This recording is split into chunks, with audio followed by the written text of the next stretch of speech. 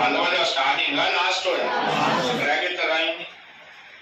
Aparajita Varma Pallava dynasty last ruler. రాసారా?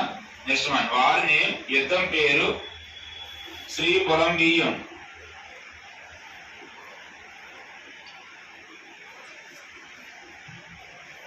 Shri పొలంబియం.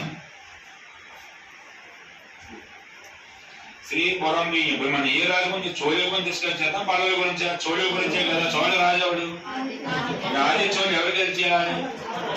Aparajita Varma. Contrast continuation in this war. ఈ యుద్ధంలో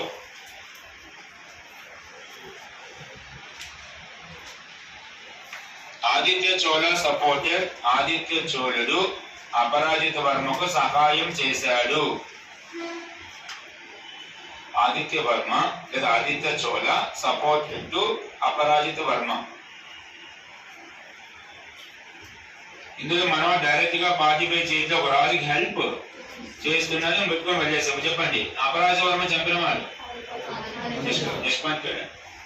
అపరాజిత Varma killed by Aparajita Varma killed by Aditya Chola.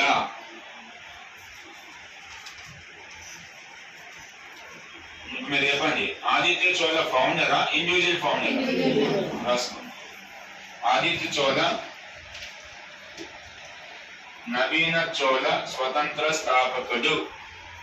Aditya Chola modern Cholas individual founder.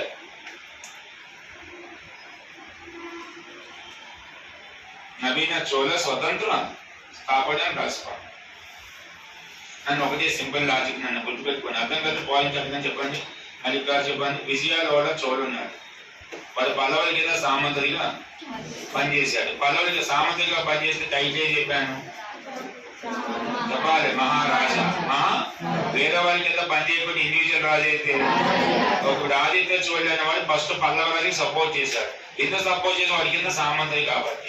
కానీ వాళ్ళిద్దరి మధ్య dispute ఇచ్చే రాజ్యాన్ని జోరు చేశారు. ఇప్పుడు పల్లవుల కింద పనిచేయాల్సిన అవసరం ఎందుకు లేదు? అవసరం లేదు. రాజ్యమే లేదు కాబట్టి వాడు ఎవరి కింద పనిచేయాల్సిన అవసరం లేదు. కాబట్టి ఏమైనా ఫౌండరా ఇండివిజువల్ ఫౌండర్? ఇండివిజువల్ పని పెట్టుకోవాలి. పని clear. Number 3 Parantaka Chola 1. Next రాజు